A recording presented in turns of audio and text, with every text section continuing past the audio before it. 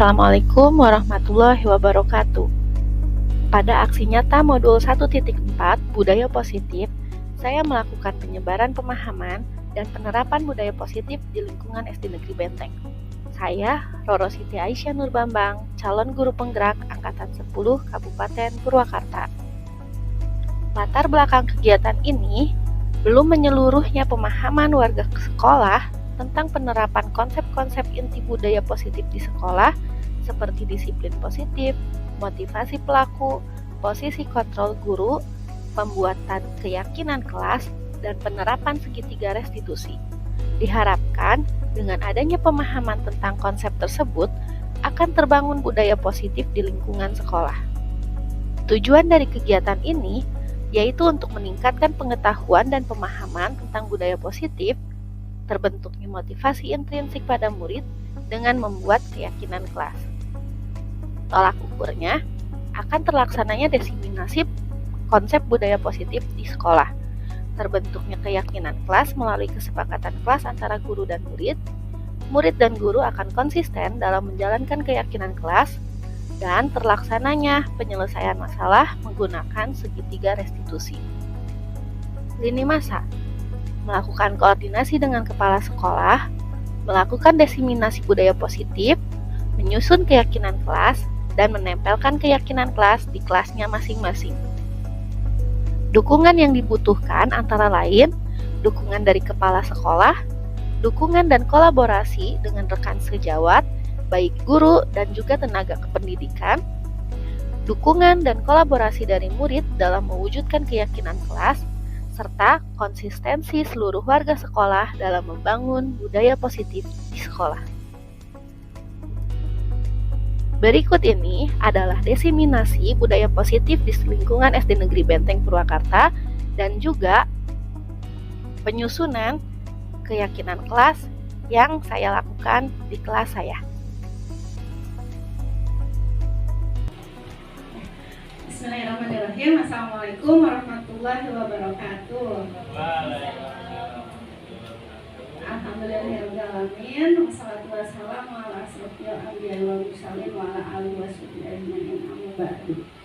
Ibu, Bapak, guru dan pendik SDN Benteng yang saya hormati, yang saya banggakan, terima kasih atas kehadirannya pada diseminasi aksi nyata modul 1.4 pada program pendidikan guru penggerak yang telah saya lakukan selama 1 bulan ini. Adapun kegiatan hari ini dimaksudkan yaitu untuk memberikan suatu praktik baik, berbagi praktik baik terhadap pembelajaran yang telah dilakukan terkait budaya positif di lingkungan sekolah. Nah, sebelumnya saya ucapkan terima kasih banyak atas kehadiran Ibu dan Bapak sekalian. Mudah-mudahan dengan adanya diseminasi ini kita sama-sama bergerak untuk mewujudkan budaya positif di lingkungan sekolah SD Negeri Benteng. Dimulai dari keterkaitan antar materi. Ini adalah 4 modul pada modul 1 yang telah dipelajari. Antara lain ada filosofi, pemikiran Ki Hajar Dewantara, ada nilai dan peran guru penggerak, visi guru penggerak, serta budaya positif. Kita mulai dari filosofi Ki Hajar Dewantara. Bapak Pendidikan Nasional Indonesia adalah Bapak Ki Hajar Dewantara. Nah, beliau ini adalah tokoh yang mengembangkan pendidikan di Indonesia ya. Maka nilai-nilai kebijakan menurut beliau dituangkan dalam tujuan pendidikan kita ya. Nah, menurut filosofi Ki Hajar Dewantara, pendidikan ini bukan hanya mentransfer ilmu, tapi melainkan menjadikan siswa itu sebagai sebagai sumber ya, pusat pembelajaran kita. Nah, dengan memperhatikan perkembangan karakter serta zamannya. Nah, guru ini sebagai pemimpin dalam pembelajaran yang membawa murid pada keselamatan dan kebahagiaan dalam setiap prosesnya. Begitu ya. Jadi tujuannya itu kita mengajar kita berfokus pada murid. Kita lihat nilai-nilai kebutuhan dasarnya. Nah, di sini ada beberapa garis besar dari modul titik 1 yang pertama ada trilogi pendidikan tentang guru sebagai pamong yang menuntun, berpihak pada murid, dan pendidikan budi pekerti. Nah, trilogi pendidikan masih ingat nggak? Semboyan pendidikan kita apa? Tuturi, Handayani. Nah, itu diambil dari trilogi pendidikan, yaitu yang pertama Ing Ngarso, Sung Tulodo, Ing Madya, Mangun Karso, Tuturi, Handayani. Nah, 3 trilogi pendidikan ini kita yakini sebagai suatu tuntunan kita sebagai guru untuk mewujudkan pembelajaran yang berpusat pada siswa ya. Ing Ngarso, Sung Tulodo berarti yang di depan kita memberikan teladan ya. Kemudian Ing Madya, Mangun Karso yang di tengah itu membangkitkan rasa semangat. Terus yang terakhir Tuturi, Handayani kita memberikan dorongan-dorongan positif agar siswa bisa lebih mengembangkan potensi yang ada pada dirinya. Nah, itu dia dari trilogi pendidikan ini turun bahwa guru itu bukan hanya mengajar tapi juga menuntun siswa. Ya, bukan hanya mentransfer ilmu juga, tapi harus kita membimbing siswa, menuntun siswa menuju keselamatan. Kemudian yang keempat ada keberpihakan pada murid. Ya, jadi pembelajaran itu kita lihat kebutuhan dasar murid itu. Kemudian dan yang keempat ada nilai-nilai budi pekerti. Nah, seperti yang tadi Ngarso Sung Tulodo, berarti tanpa kita sadari murid itu meniru gurunya gitu kan, meniru orang tua yang ada di sekitarnya. Maka kita sebagai guru gitu ya diharapkan kita perbaiki diri gitu ya, mulai dari diri kita sendiri kita perbaiki, karena secara tidak langsung siswa itu menjadikan contoh gitu ya budi pekerti gurunya itu sebagai karakter yang dia miliki. Maka di sini budi pekerti itu sangat ditekankan ya untuk pengembangan pembelajaran yang berpihak pada murid. Nah, ini tadi ya kebutuhan dasarnya harus dipenuhi. Kebutuhan dasar itu apa aja? Ada rasa kasih sayang dan rasa diterima, terus rasa kekuasaan, kebebasan, kesenangan, dan bertahan hidup. Itu 5 kebutuhan dasar manusia. Begitu juga pada anak, 5 kebutuhan dasarnya itu ya ini, rasa kasih sayang bisa dipenuhi tidak gitu kan. Terus kekuasaan, secara tidak langsung setiap manusia secara manusiawi pasti ingin berkuasa atas kepemilikan yang dia punya gitu kan. Kebebasan, kesenangan, dan survival atau bertahan hidup. Nah, adapun lanjut ke materi langsung ya, ke materi 1.4, karena 1.2 lebih ke nilai-nilai guru penggerak, bahwa nilai guru penggerak ini antara lain kolaboratif, reflektif, mandiri, dan lain-lain gitu ya. Nah, itu nilai-nilai guru penggerak itu sebenarnya harus muncul juga pada nilai-nilai guru di kelas gitu ya. Kita harus bisa mengembangkan nilai-nilai tersebut. Kemudian modul 1.3 berbahas tentang visi guru penggerak yang kaitannya dengan visi sekolah. Kemarin kita sudah melaksanakan diskusi ya tentang visi sekolah ya. Nah, itu 1.3. Nah, sekarang nih 1.4 mengenai budaya positif. Budaya positif ini berasal dari kebiasaan-kebiasaan yang ada di sekolah. Ya, kebiasaan-kebiasaan itu lama-lama akan menjadi sebuah budaya begitu. Nah, budaya positif akan mendorong murid untuk mampu berpikir, bertindak, dan mencipta yang merdeka, mandiri, dan bertanggung jawab. Ada apa saja di budaya positif? Di budaya positif ini antara lain ada disiplin positif, ada motivasi pelaku, posisi kontrol, serta ada segitiga restitusi. Disiplin positif. Nah, disiplin positif, dari kata disiplin positif, tindakan disiplin akan menghasilkan kebudayaan yang positif. Nah, disiplin positif adalah unsur utama dalam terwujudnya budaya positif yang dicita-citakan sekolah. Tujuan dari disiplin positif ini adalah melahirkan murid yang bisa berperilaku dengan mengacu pada nilai-nilai universal dan memiliki motivasi intrinsik bukan ekstrinsik. Nah, jadi intinya disiplin ini adalah untuk apa sih tujuan dari kita melakukan disiplin itu? Untuk melahirkan murid-murid yang bisa berperilaku sesuai dengan nilai-nilai pada dirinya mandiri, kolaboratif gitu ya.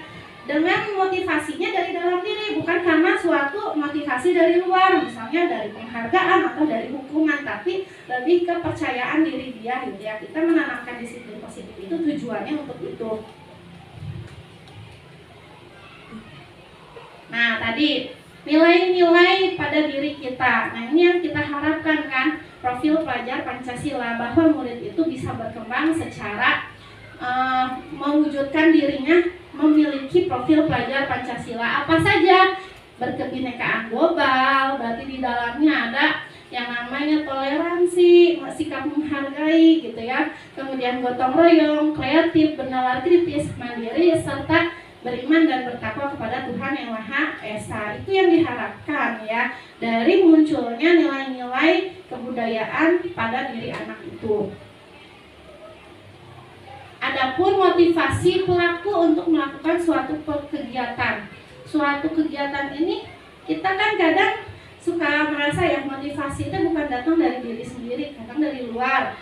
Mungkin motivasinya ngelihat suatu penghargaan gitu ya. Itu namanya motivasi eksternal. Ada lagi motivasi dari dalam diri, itu benar-benar bersumber dari keyakinan diri sendiri. Nah, di sini menurut Dian dosen ada 3 motivasi yang mendasari perilaku manusia, antara lain untuk menghindari ketidaknyamanan atau hukuman. Yang kedua, mendapatkan imbalan atau penghargaan dari orang lain. Yang ketiga, menjadi orang yang mereka inginkan dengan menghargai dirinya sendiri, yang percaya akan nilai-nilai pada dirinya sendiri. Nah, ini diibaratkan gini, motivasi itu misalnya kita ke sekolah, datangnya tepat waktu gitu kan. Nah, misalnya kalau motivasinya cuma gara-gara nggak mau ditegur sama kepala sekolah atau nantinya dapat sanksi hukuman, nah itu berarti motivasi kita masih menghindari ketidaknyamanan atau hukuman. Nah, bisa lagi kita datang ke sekolah nih tepat waktu, tapi dalam hati teh ingin mempertahankan penghargaan dari orang lain. Misalnya karena kita sering tepat waktu, kita suka dijadikan contoh sama kepala sekolah. Nah, kita berangkat dari rumah teh pengennya teh kita teh nanti teh dijadikan contoh lagi. Nah, itu mah berarti motivasinya karena ingin imbalan dari orang lain. Nah, ini yang ketiga, ada lagi misalnya kita datang ke sekolah tepat waktu karena kita punya tanggung jawab gitu kan, datang tepat waktu. Kita harus datang pagi-pagi sebelum anak datang, karena itu nilai-nilai keyakinan pada diri sendiri untuk bertanggung jawab atas suatu pekerjaan gitu kan. Nah, itu berarti dia adalah sudah menghargai dirinya sendiri dengan nilai-nilai yang mereka percaya. Begitu ya, itu tentang motivasi pelaku. Selanjutnya sekarang tentang keyakinan kelas. Keyakinan kelas ini yaitu seseorang akan akan lebih tergerak dan bersemangat untuk menjalankan keyakinannya daripada cuma mengikuti serangkaian peraturan tertulis tanpa makna. Jadi intinya gini, kita masuk ke tadi dari motivasi. Nah, sekarang untuk menumbuhkan gitu ya, motivasi yang bersumber dari dirinya sendiri, kita memerlukan suatu keyakinan. Nah, ini adalah contoh keyakinan kelas ya, yang bisa kita terapkan di kelas kita masing-masing. Nah, keyakinan kelas ini berawal dari keyakinan anak gitu ya, semua anak dalam satu kelas untuk meyakini suatu nilai-nilai kebajikan. Nah, nanti akan terwujudlah suatu keyakinan kelas. Misalnya kita lihat nih keyakinan kelasnya. Keyakinan kelas ini udah masuknya kemana nih? Misalnya ke nilai-nilai yang mana? Disiplin kah? Atau misalnya ini lagi simulasi di kelas misalnya. Nah, keyakinan kelas ini misalnya saya menuntun anak untuk meyakini ini tuh masuknya nilai-nilai kebajikan yang mana. Ingat ya tadi nilai kebajikannya yang profil pelajar Pancasila gini, ada beriman, bertakwa, terus ada apa lagi? Ada berkebinekaan global, bernalar kritis, gotong royong. Satu lagi apa? Ya. Nah, ini sekarang kembalikan barang ke tempatnya. Kira-kira nilai apa itu? Tanggung jawab ya, lebih ke tanggung tanggung jawab. Terus dilarang mengganggu orang lain. Toleransi. Hadir di sekolah 15 menit sebelum pembelajaran dimulai. Disiplin. Dilarang melakukan kekerasan. Nilai keselamatan ya di situnya ya. Nah, tapi di situ kalau kita lihat lagi kembali ke profil pelajar Pancasila, berarti orang yang tidak melakukan kekerasan dia sudah menunjukkan sikap berkebinekaan global karena dia saling menghargai gitu ya. Tapi di sini dia berarti meyakini nilai tidak dilarang melakukan kekerasan itu untuk menjaga dirinya agar keselamatan, agar selamat. Dilarang menggunakan narkoba, kesehatan ya. Berarti apa tuh nilai kesehatannya? Tadi ingat-ingat lagi profil pelajar Pancasila. Masuknya kemana ya? Dilarang menggunakan narkoba, mandiri mungkin ya untuk menjaga kesehatannya. Kemudian bergantian atau menunggu giliran. Antri berarti. Disiplin. Dilarang merokok, kesadaran akan kesehatannya. Berarti dia sudah menerapkan nilai mandiri. Sekarang ada yang namanya hukuman, konsekuensi, dan restitusi. Nah, 3 hal ini biasanya suka ada di dalam pembelajaran kelas, baik hukuman, konsekuensi, atau restitusi. Sebelum masuk ke restitusi, kita bedakan dulu mana yang termasuk hukuman, mana yang konsekuensi. Jadi yang namanya hukuman itu lebih berat ya.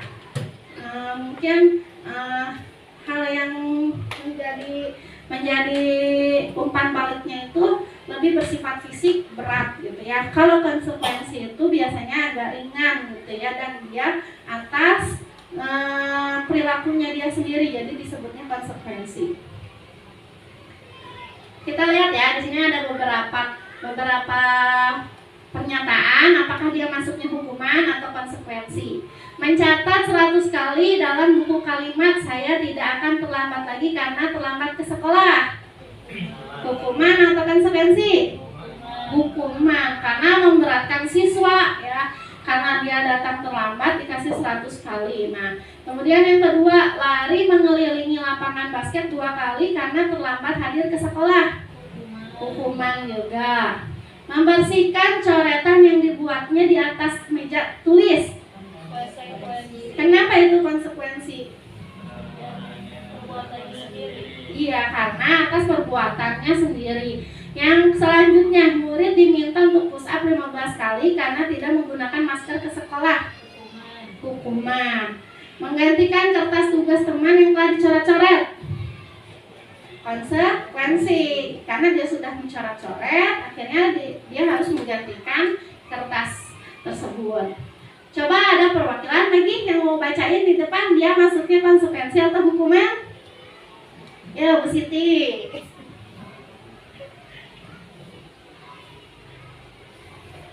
Lupa itu ini nggak sih, nyala nggak sih? Yang ini berjemur di lapangan basket pukul 12 siang karena mengobrol dengan teman. Hukuman. Kenapa hukuman? Karena itu memberatkan siswa. Memberatkan siswa dan bersifat fisik ya. Kemudian berdiri di depan kelas sambil mengangkat kaki satu karena tidak bisa menjawab pertanyaan. Hukuman ya. Nah, disetrap. Terus membersihkan tumpahan air di meja tulis karena tersenggol pada saat belajar. Nah, itu mungkin konsekuensi ya, atas perbuatan yang dilakukannya sendiri. Terus kehilangan 10 menit jam istirahat untuk mengerjakan tugas karena terlambat datang dan tertinggal pelajaran selama 10 menit. Konsekuensi ya atas kesalahannya sendiri karena terlambat. Kemudian terakhir, duduk di bangku di pinggir lapangan pada saat jam istirahat tidak diizinkan bermain oleh guru piket karena mencederai teman saat bermain di lapangan. Konsekuensi atau hukuman? Duduk di bangku di pinggir lapangan pada jam istirahat tidak diizinkan bermain oleh guru piket karena mencederai teman saat bermain di lapangan. Sepertinya hukumannya Bu ya. Soalnya kan tidak diizinkan bermain oleh guru piket karena mencederai, itu kan hukuman disengaja. Ya. Kalau konsekuensi mah mungkin hukumannya dia sangat mengobati temannya gitu kan, mendampingi temannya yang sedang sakit tersebut karena dia yang sedang mencelakakannya. Tapi tepuk tangan dong buat Bu Siti. Terima kasih banyak Ibu Siti atas jawaban dari hukuman atau konsekuensi tersebut. Nah, itu boleh dilihat kan?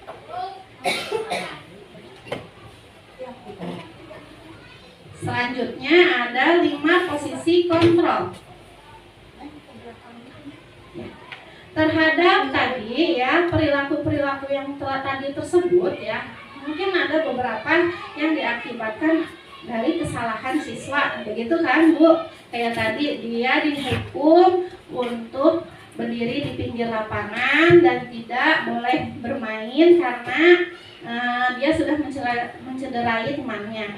Nah, itu adalah kontrol kita sebagai seorang guru gitu. Nah, ternyata posisi kontrol kita sebagai seorang guru itu ada 5. Ada 5 ternyata. Ada yang sifatnya penghukum, ada yang sifatnya membuat orang merasa bersalah, menjadi seorang teman, menjadi seorang pemantau, atau sebagai manajer untuk anak. Nah, sebelum masuk ke sini, ke selanjutnya, kita nonton dulu sebentar ya.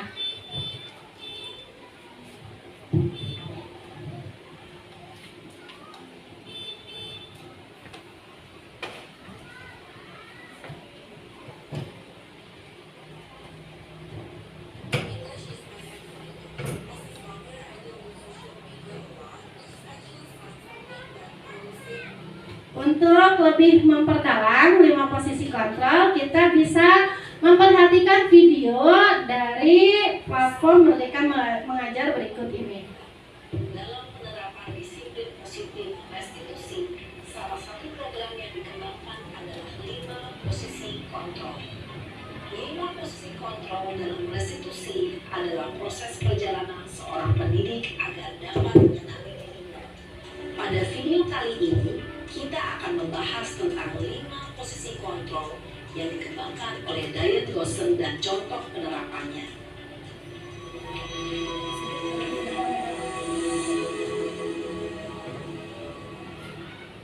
5 posisi kontrol itu adalah 1. Posisi menghukum. 2. Posisi membuat merasa bersalah. 3. Posisi teman. 4. Posisi pemantau atau monitor. Dan 5. Posisi manajer. Untuk lebih memahami kelima posisi tersebut, mari kita saksikan kasus Naren yang terlambat hadir 20 menit di sekolah dan melihat bagaimana kelima posisi kontrol dalam menghadapi masalah tersebut.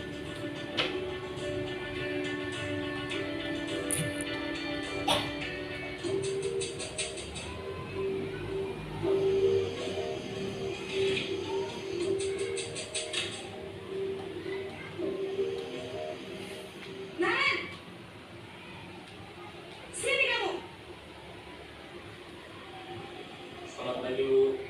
Selalu terlambat. Kamu deh, pasti terlambat. Maaf, Bu. Saya... Apa? Apa coba? Alasan kamu apa lagi? Kapan sih kamu tidak terlambat?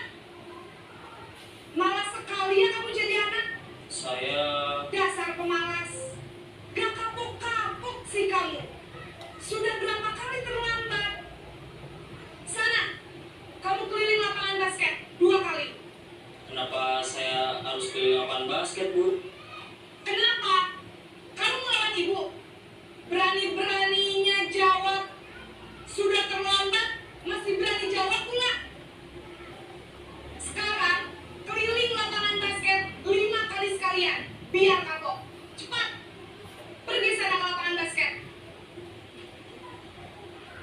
Posisi menghukum biasanya berbicara dengan nada tinggi.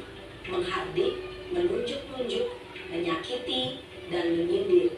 Hukuman bisa berupa fisik maupun psikis. Ibu dan bapak guru hebat. Dampak yang terjadi pada murid ketika guru berada pada posisi penghukum adalah murid cenderung akan memberontak, bahkan menyimpan dendam.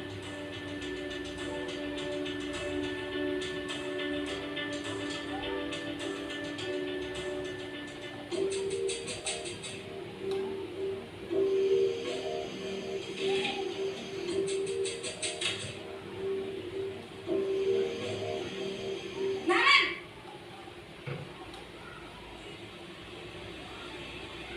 Selamat pagi, Bu.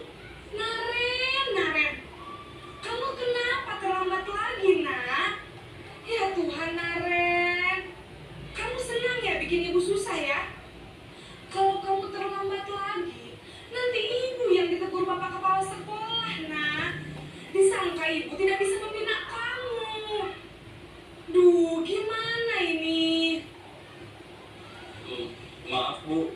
Duh, Gusti Naren, kamu suka ya kalau ibu ditegur bapak kepala sekolah? Terus, sekarang ibu harus tulis apa yang di buku absen? Ini kamu sudah sering terlambat loh. Ibu harus apa coba? Maaf, Bu. Maaf sekali. Ya sudah, lain kali jangan bikin ibu susah lagi ya nak ya. Ibu tidak akan kuat lagi kalau kamu begini terus. Bisa jantungan kalau ibu tegur bapak kepala sekolah. Sana cepat ke kelas. Maaf ya, Bu. Maaf sekali. Posisi membuat rasa bersalah berbicara dengan nada tenang, cenderung lembut. Namun kata-kata yang diutarakan membuat murid merasa menjadi orang yang gagal, memandang buruk dirinya sendiri, merasa tidak berharga, dan tidak sanggup membahagiakan orang lain. Ketika guru mengambil posisi pembuat rasa bersalah, murid akan menganggap dirinya yang bersalah dan ia akan menyimpan emosi negatif tersebut di dalam dirinya.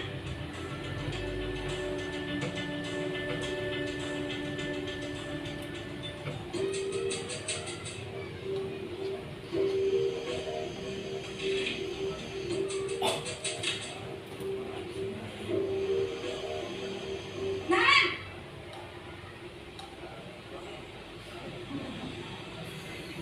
Selamat pagi, Bu.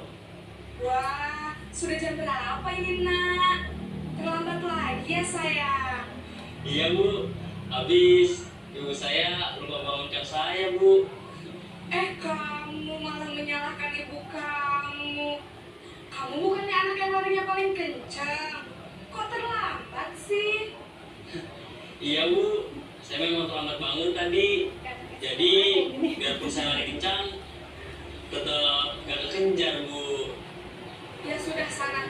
Nanti lain kali larinya lebih kencang lagi ya. Biar gak terlambat lagi. Bikin seneng ibu. Demi ibu. Bisa kan? Bisa lah, Bu. Ya sudah sana masuk kelas.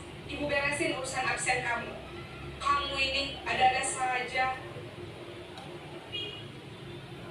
Dalam posisi teman, guru berbicara dengan nada suara ramah, akrab, cenderung bersenda gurau untuk menjaga suasana tetap santai.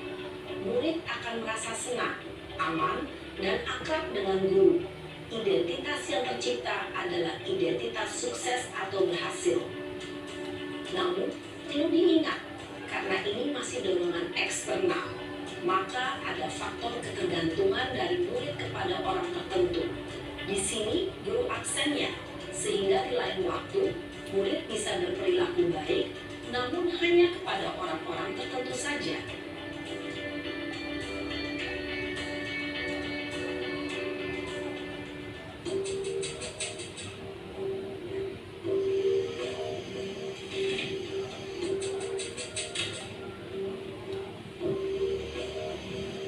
Naren,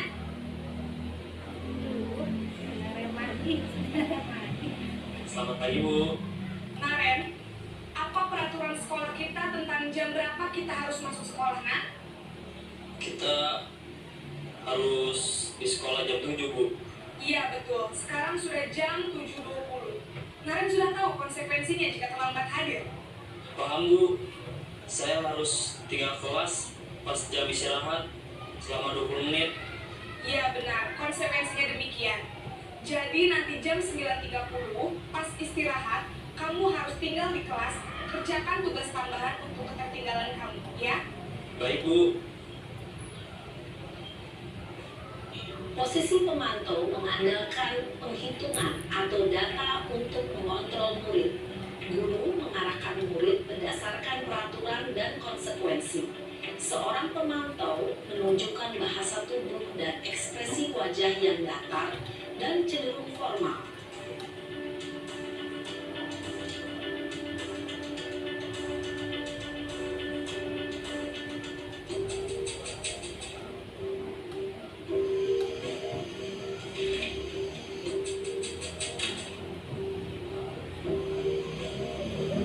Naren!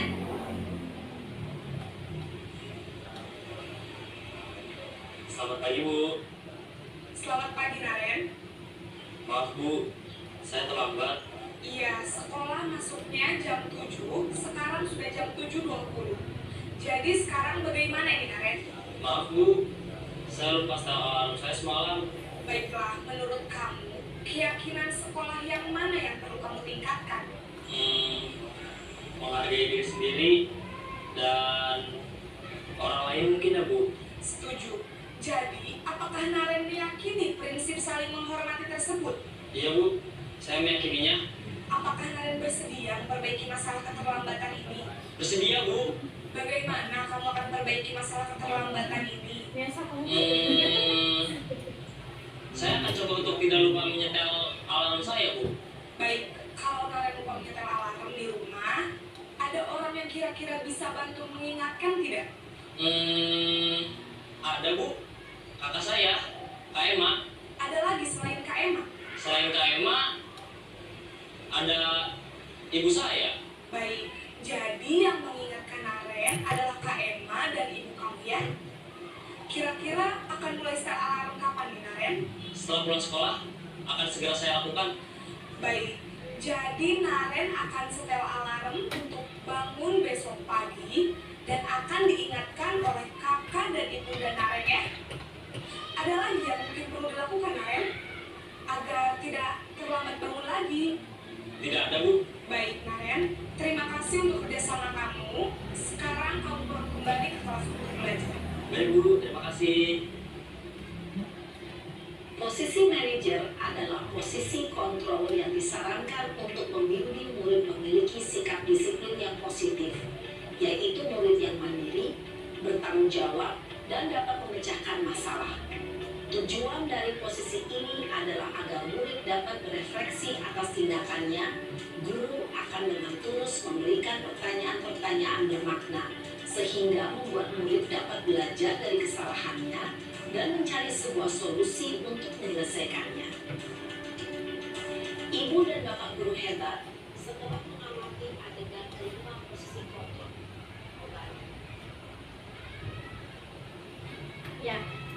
Ya, berdasarkan tadi ya, situasinya sama sebenarnya, yaitu sama-sama terlambat.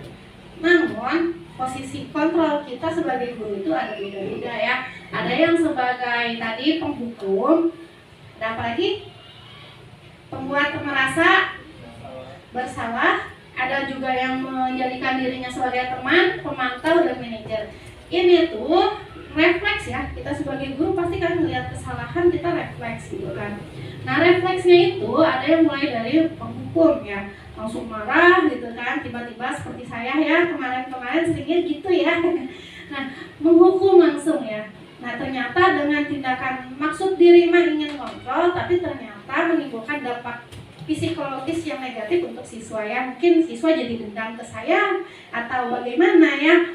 Nah, jadi tidak mau mungkin mengikuti peraturan. Nah, itu adalah dampak yang dihasilkan dari seorang penghukum. Kemudian yang kedua, bisa jadi pas lagi orang kesiangan teh malah nyindir, malah jadi membuat orang tersebut merasa bersalah. Itu juga akan menimbulkan psikologis negatif bagi anak. Adapun yang menjadikan dirinya guru ini sebagai teman. Nah, saya juga lihat di sini beberapa guru senang memposisikan dirinya sebagai teman ya. Namun, memang sih positifnya siswa lebih terbuka kepada kita, belajar juga lebih nggak kaku ya, senang gitu ya. Tapi di situ ada dampak negatifnya, mungkin karena menganggap kita sebagai teman, kadang suka ada sifat keterlaluan dari anak. Nah, itu ya. Ada juga sebagai pemantau hanya memberikan refleksi sebentar, tapi memantau kesananya tanpa ada refleksi dari murid. Ada juga posisi satu lagi yaitu manajer. Melihat kesalahan itu, membuka refleksi untuk anak sehingga anak bisa bertanggung jawab atas tindakan yang dia lakukan. Nah, dari kelima posisi kontrol, kalau tanya kira-kira kebanyakan dari kita menjadikan diri kita posisi kontrol yang mana? Kebanyakan. Sebagai apa biasanya? Lebih kemana? Kalau pribadi mungkin sebagai penghukum ya, kemarin lebih seringnya gitu.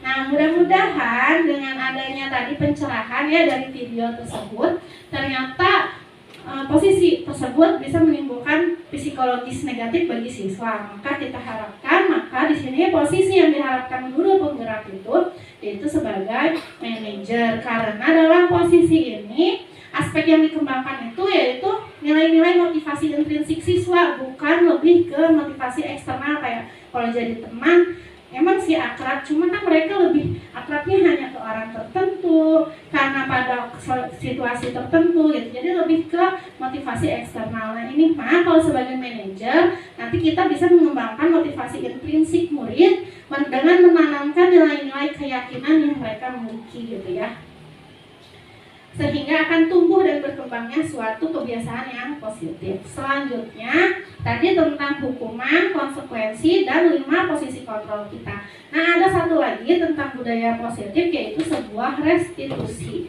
Udah pernah dengar restitusi? Baru ya, sama saya juga baru dengar. Ada di PMN juga tentang restitusi ini. Restitusi adalah cara menanamkan disiplin positif pada murid. Restitusi ini bukan untuk menembus sebuah kesalahan, tapi untuk belajar dari kesalahan, sehingga tujuan utamanya ingin memperbaiki hubungan, ya, mencari solusi atas suatu permasalahan. Sepertinya restitusi ini nyambung sama posisi kontrol manajer. Jadi seorang manajer itu, manajer kontrol siswa itu, dia akan menerapkan restitusi pada suatu permasalahan yang dihadapinya.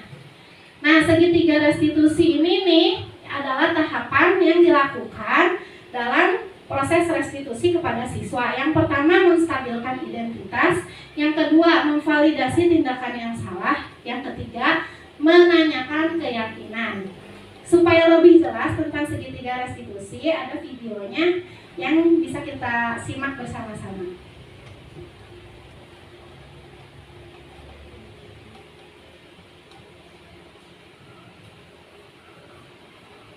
Ibu yang sama ya, Ibu Dia. Beliau adalah pelatih guru penggerak.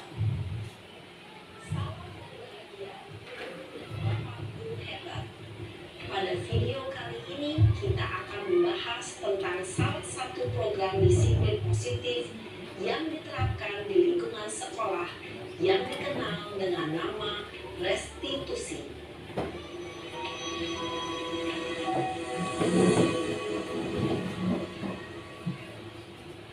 Restitusi dikembangkan oleh pakar pendidikan Diane Glosson, berlandaskan pada teori kontrol Dr. William Blaser. Segitiga restitusi adalah suatu proses dialog yang dijalankan oleh guru atau orang tua agar dapat menghasilkan murid yang mandiri dan bertanggung jawab. Pada saat guru di posisi manajer, aspek yang dikembangkan pada murid adalah motivasi intrinsik, sehingga penanaman nilai-nilai kebajikan dapat tumbuh dan berkembang menjadi suatu kebiasaan positif yang akhirnya membentuk karakter murid. Proses dialog ini terdiri dari 3 langkah yang digambarkan pada ketiga sisi pada segitiga restitusi. Sisi pertama adalah menstabilkan identitas. Sisi yang kedua adalah validasi tindakan yang salah. Dan sisi yang ketiga adalah menanyakan keyakinan. Ibu dan Bapak Guru, berikut ini akan ditunjukkan bagaimana seorang guru berada dalam posisi manajer menggunakan penerapan segitiga restitusi.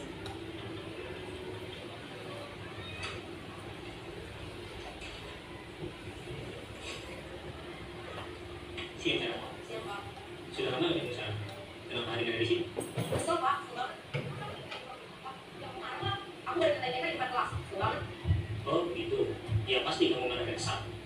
juga akan marah apabila ada yang menegur Bapak seperti itu. Kemudian pada saat itu kamu melakukan apa? Ya saya langsung ngatain Eka lah Pak. Soalnya saya ditakut dia pada temen lain. Oh gitu. Pasti kamu melakukan seperti itu karena suatu alasan tertentu kan? Iya Pak, saya diam saja Pak. Ini validasi tindakan yang salah Ya, jadi wajar. menanyakan Sesuatu yang penting, Pak. tindakan dia itu menyatakan bahwa tindakan tersebut salah gitu. Hanya itu. Iya Pak. Untung saya masih bersabar dan hanya meminta saja. Sudah lulus Pak Pak, saya pasti bela diri lah. Ya pasti ya. Tapi kamu memilih untuk tetap tahan dan disabar. Kamu memilih untuk tidak berbuat lebih parah lagi kan? Iya. Nah, sekarang coba kita lihat lagi tindakan kamu yang minta KPK di kelas.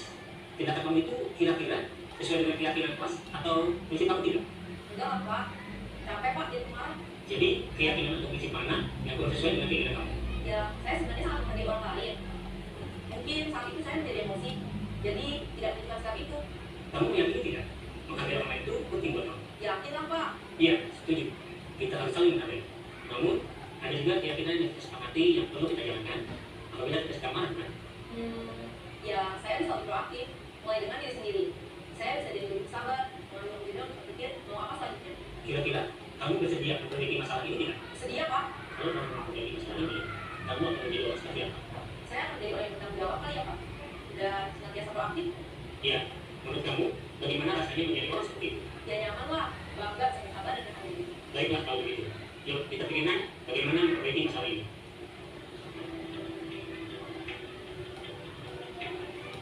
Ibu dan Bapak Guru Eta, baru saja kita menyaksikan contoh bagaimana seorang guru berada dalam posisi manajer menggunakan penerapan segitiga restitusi. Mari kita bahas satu persatu. Pada sisi pertama, menstabilkan identitas berdasarkan pada prinsip bahwa membuat kesalahan adalah bagian dari proses pembelajaran. Sisi pertama, dari segi metode berperan menggeser identitas murid dari identitas gagal ke identitas sukses. Murid yang sedang bertingkah laku yang tidak pantas atau menarik diri saat itu sedang mengalami identitas gagal. Bila kita mengkritiknya, maka posisinya tidak akan berubah. Kita bisa mengajukan pernyataan-pernyataan ini. 1. Membuat kesalahan sesuatu yang wajar. 2. Manusia tidak ada yang sempurna. 3. Kita bisa memperbaiki masalah ini. 4. Saya tidak menanyakan kesalahannya. Saya lebih fokus bagaimana memperbaiki masalah ini.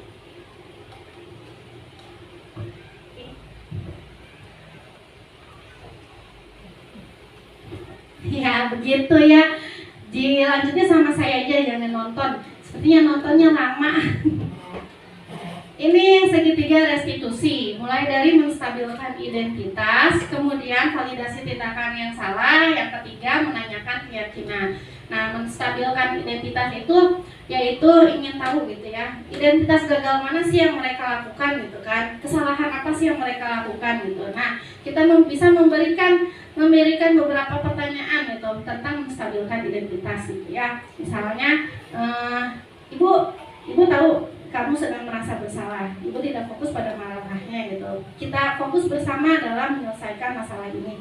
Nah, itu identitas, menstabilkan identitas gitu ya. Jadi menenangkan, malah kalau kata kita menenangkan siswa yang bermasalah tersebut. Kemudian yang kedua, validasi tindakan yang salah. Validasi tindakan yang salah ini adalah proses di mana tahap di mana guru ini memvalidasi bahwa tindakan beliau itu anak itu yang dilakukan itu salah gitu ya, dan meyakini mereka bahwa tidak boleh gitu kita melakukan hal yang lebih buruk lagi dari itu. Pertanyaan-pertanyaan yang muncul bisa jadi seperti ini, kamu tentu punya alasan mengapa melakukan itu gitu kan. Adakah cara yang bisa lebih efektif untuk mendapatkan apa yang bisa kamu butuhkan? Nah, itu adalah salah satu dua contoh gitu ya, pertanyaan pada validasi tindakan yang salah. Kemudian yang ketiga, tahap terakhir yaitu menanyakan keyakinan. Dari menanyakan keyakinan ini diharapkan siswa akan tergerak gitu ya, tergerak untuk merefleksikan dirinya gitu untuk lebih baik lagi berdasarkan nilai keyakinan yang mereka miliki. Pertanyaan yang bisa kita lontarkan antara lain, keyakinan kelas apa yang sudah kita sepakati? Apa yang kamu yakini dari peristiwa tersebut? Apakah itu sesuai dengan nilai-nilai keyakinan kita atau tidak? Gitu. Nah, itu adalah pertanyaan yang bisa kita sampaikan pada tahap menanyakan keyakinan. Melalui pendekatan restitusi, ketika murid berbuat salah, guru akan menanggapi dengan mengajak murid berefleksi tentang apa yang sudah berefleksi tentang apa yang dapat mereka lakukan untuk memperbaiki kesalahan mereka sehingga mereka menjadi pribadi yang lebih baik dan menghargai dirinya. Itu tujuan dari segitiga restitusi. Begitu ya ibu-ibu. Jadi dari 4 modul yang tadi sudah saya sampaikan gitu ya, ini lebih berfokus pada budaya positif di lingkungan sekolah. Saya melakukan diseminasi ini, mohon maaf mengganggu waktunya sebelumnya. Tujuannya untuk berbagi praktik baik atas pembelajaran yang sudah saya lakukan mengenai budaya positif di modul 1.4. Mudah-mudahan dengan adanya diseminasi ini gitu ya, kita bisa tergerak untuk mewujudkan gitu ya, mewujudkan kebiasaan-kebiasaan baik di lingkungan kita yang sudah baik makin baik, yang masih belum tersadarkan lebih tersadarkan lagi untuk berbuat lebih baik lagi, memberikan dampak yang positif untuk kebudayaan positif yang ada di lingkungan sekolah. Begitu ya Ibu Bapak. Sepertinya slide-nya sudah selesai sampai di sini gitu ya tentang segitiga restitusi. Saya mau minta ada yang mau bertanya atau memberikan tanggapan tidak mengenai diseminasi hari ini gitu, diseminasi tentang budaya positif. Ada yang mau ditanyakan? Tidak. Kalau gitu saya mau minta ininya masukan umpan balik gitu ya dari Bapak Ibu gitu terhadap bolehlah tentang profil diri saya gitu ya terkait budaya positif ataupun tentang bagaimana nih kita mau ke depannya gitu ya untuk mewujudkan budaya positif yang ada di lingkungan sekolah. Ya mangga Pak Apri.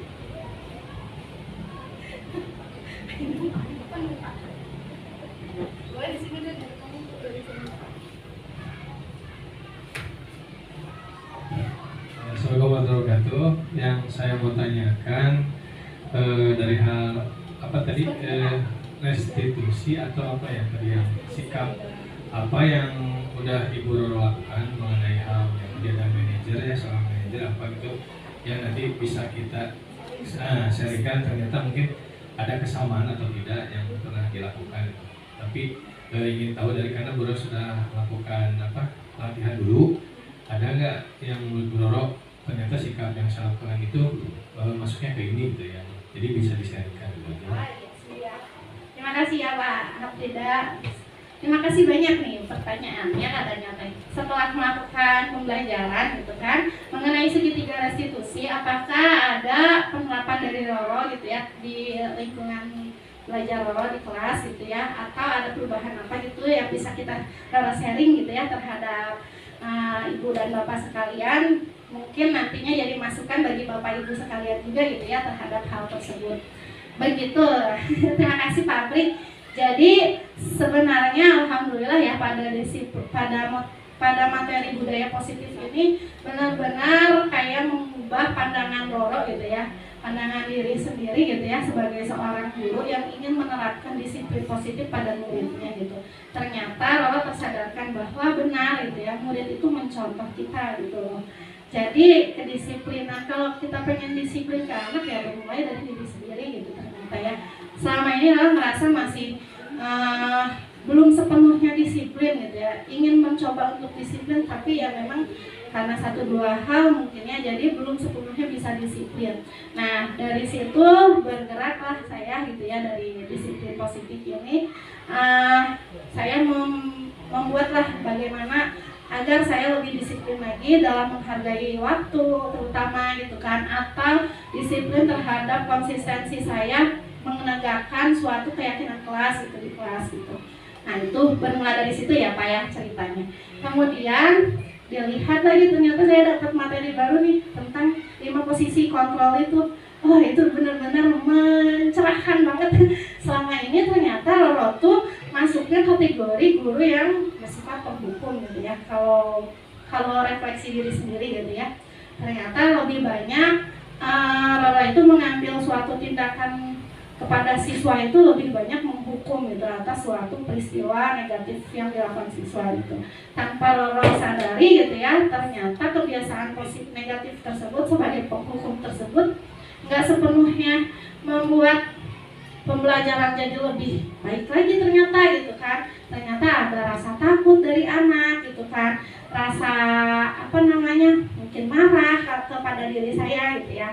Nah dari situ ternyata oh bener ya, saya lihat ada 5 posisi kontrol. Nah saya nggak melulu kok gitu harus menerapkan sebagai diri sebagai penghukum gitu ya terhadap suatu permasalahan yang terjadi. Bisa saya menjadi teman bagi mereka, tapi adalah yang lebih baik ternyata di situ, yaitu sebagai posisi kontrol, sebagai manajer tadi, yang dimana di dalam posisi manajer itu kita menerapkan segitiga restitusi yang kembalikan lagi nanti ketika lagi diskusi sama anak teh, si anak teh diyakini lagi nilai apa sih yang kamu percayai gitu kan, bagaimana kamu ke depannya untuk menyelesaikan masalah ini. Ternyata beberapa sebulan yang lalu kan kemarin ada beberapa kejadian ya, anak saya panggilin gitu kan terkait tersebut gitu. Saya jadi lebih sabar gitu ya, intinya mah nggak terlalu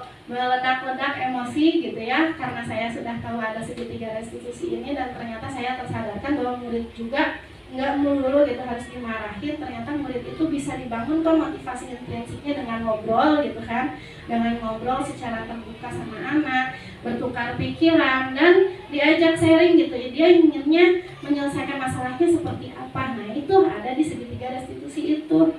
Nah maka ini mungkin praktik baik yang udah lakukan di kelas gitu ya, ada perubahan sedikit demi sedikit untuk mewujudkan budaya positif di kelas saya. Begitu Pak, tidak? Ada yang mau ditanyakan lagi? Sudah? Kalau mau minta umpan balik boleh ya Ibu Bapak. Nah, mana Pak Iki umpan baliknya? Umpan balik aja. Pembelajaran tentang hari ini atau mau tentang sekolah ya Pak?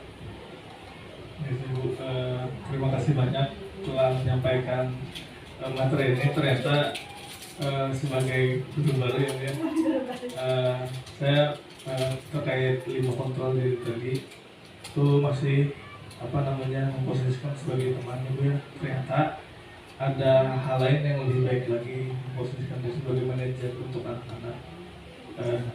Sama satu lagi mungkin nanti saya akan lebih belajar banyak tentang segitiga restitusi untuk kedepannya.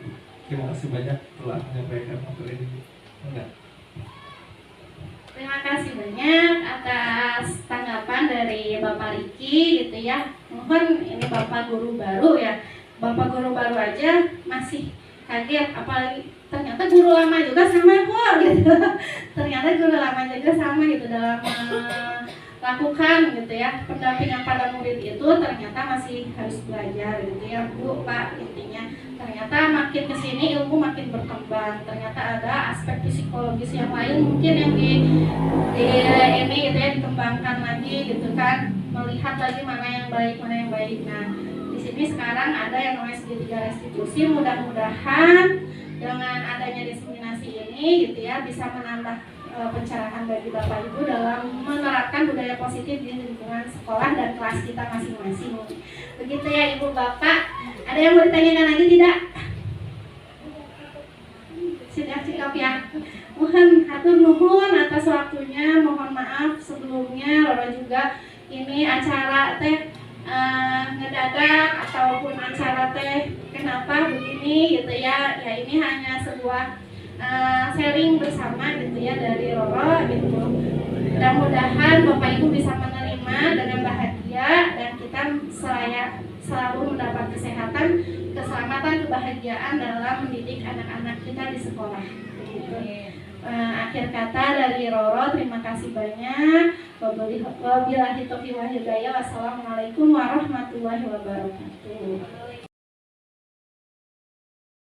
Ya anak-anak, selamat pagi hari ini. Apa kabar semuanya? Alhamdulillah luar biasa. Allahu Akbar. Pagi-pagi ini kita semua berkumpul dalam keadaan sehat walafiat. Ibu lihat hari ini ada yang nggak masuk? Ada ya. Mudah-mudahan kesehatan, yang sakit semua diberikan kesehatan.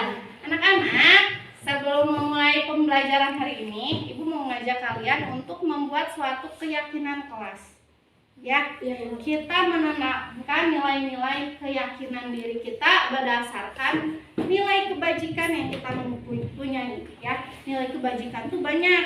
Ada nilai toleransi, ada nilai gotong royong, ada disiplin. Itu adalah nilai-nilai kebajikan. Nah, Ibu mau tahu nih, sebelumnya Ibu udah siapin ke sekolah. Ibu membawa karton, Ibu membawa sticky note. Nanti ini kita buat suatu keyakinan kelas. Nanti kalau sudah disepakati bersama, kita tulis dalam kertas ini. Nanti kertas ini kita pajang di kelas sebagai keyakinan kelas kita. Paham? Paham. Kamu tahu arti kata yakin? Ya. Yakin itu apa? Itu apa sih? Percaya. Percaya. Seperti halnya yakin bahwa ada Tuhan yang Maha Esa. Kamu yakin nggak? Yakin. Kita adalah umat beragama. Agama kita mayoritas adalah Islam. Yakin bahwa kita diawasi oleh Allah? Yakin. Maka apa yang akan kita wujudkan kalau kita yakin ada Allah yang melihat kita, memperhatikan kita? Stop. Nah, contohnya kalau kamu yakin bahwa Allah mengawasi kamu, maka tindakan kita akan lebih baik, bukan? Contohnya apa? Acung? Ya, Raka. Ibadah tepat waktu. Siapa lagi? Betul. Siapa lagi? Ya, Lukman. Saya akan berdoa sebelum jam pelajaran dimulai. Berdoa sebelum jam pelajaran dimulai. Hal tersebut berdasarkan keyakinan kita bahwa Allah itu mengawasi kita, maka semua tingkah laku kita akan berbuat lebih baik untuk bernilai ibadah. Nah, ini diskusi kali ini sebelum kita belajar adalah untuk meyakinkan nilai-nilai kebaikan pada diri kita, ya, yang akan kita tuangkan nanti hasil diskusinya. Nanti kita tempel di sini. Nanti kita jadikan ini sebagai keyakinan kelas kita yang akan dipajang nanti di kelas. Siap? Siap. Kita berdiskusi, oke? Oke. Nanti Ibu bikin kelompok ini aja yang dekat ya, kelompoknya. Nanti diskusikan nilai-nilai kebajikan apa aja yang bisa kita munculkan pada poin tersebut, ya. Nanti kalau sudah hasil diskusinya, kita presentasikan sama-sama. Siap? Siap. Oke, terima kasih. Silahkan kita berkelompok. Ini satu kelompok, itu sekelompok, yang di sini sekelompok aja, begitu ya? Ya. Nah, anak-anak, ini Ibu bagikan sticky note-nya. Nanti kalian diskusikan. Nanti kelompok ini membahas, ya. Silakan nanti ditulis di sini ya. Ini bagaimana, ada kendala tidak? Ada kendalanya? Masih berdiskusi tentang apa? Toleransi. Toleransi itu mencakup tentang keberagaman karakteristik semua siswa. Kan beda ya, kamu beda punya sifatnya. Gimana cara kita menghadapi toleransi itu? Kalau kata kalian ini apa tadi? Pembelajaran di kelompok. Budaya dan Oh iya, terus? lagi ada sisi kelompok. Terus apa lagi kira-kira? Saling menghargai satu sama lain. Terus apa lagi? Tidak menghina fisik orang. Nah, tidak boleh ada penghinaan terhadap fisik. Silakan ditulis nanti di situ. Ya. Siap. Baik, keyakinan kelasnya udah ditempel di sini. Nah, hasil diskusinya nanti kita tempelkan ke depan. Silakan perwakilan kelompoknya untuk tempelin di sini dulu sebelum nanti kita bikin garis besarnya ditaruh di situ. Oke, Bu. Baik, Bu.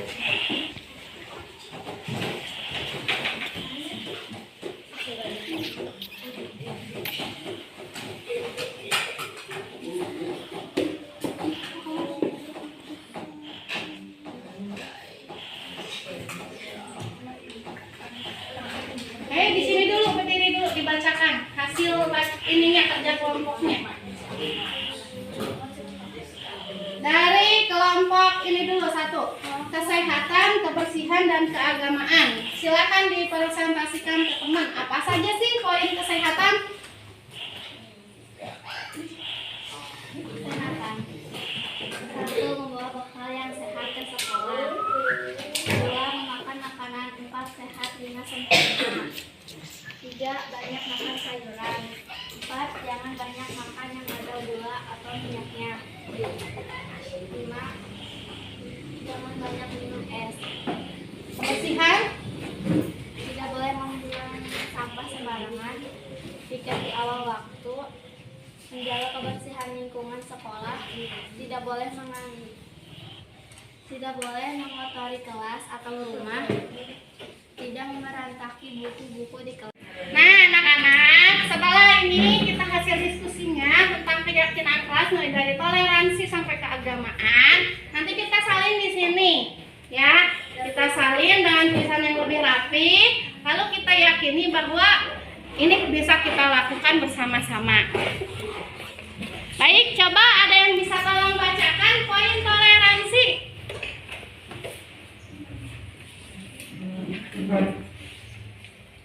Ya, Keisha, silakan dibaca tentang toleransi. Apa yang kita yakini dari kelas kita tentang toleransi? Menghargai setiap perbedaan yang ada di kelas. Nah, menghargai setiap perbedaan yang ada di kelas. Caranya seperti apa? Caranya seperti ini. Yang tadi kamu sudah tulis ya.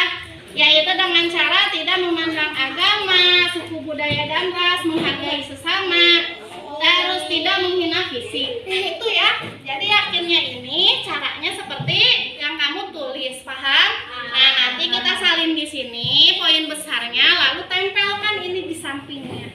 Bisa tolong bantu Ibu? Bikin keyakinan kelas. Yuk kita salin. Ya, jadi ini adalah nilai keyakinan kelas 5B yang tadi kita udah sepakati bersama. Pada nilai toleransi kita harus menghargai setiap perbedaan yang ada di kelas. Ya, bagaimana caranya? Ada di poin yang warna merah ini. Nanti kamu baca sendiri ya. Lebih jelasnya, biar lebih jelas nanti ini kita tempel di sana. Ada tempat kosong.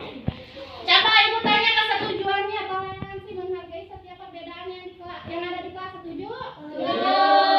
Disiplin artinya kita harus menaati peraturan yang ada di sekolah. Setuju? Setuju. Pembelajaran, kita ciptakan pembelajaran yang kondusif, penuh tanggung jawab dan bahagia. Bisa? Bisa. Bisa kayak gitu, yakin? Yakin. Kesehatan, menjaga pola makan, kebersihan dan gizi pada makanan yang kita makan. Bisa bawa bekal sehat? Bisa. Kebersihan, menjaga kebersihan kelas tempat kita belajar. Bisa nggak nih? Bisa. Caranya gimana? Piket, membuang sampah pada tempatnya, dan tidak mengotori kelas. Bisa? Bisa. Ada tentang keagamaan, yaitu melaksanakan semua kegiatan keagamaan dengan sungguh-sungguh.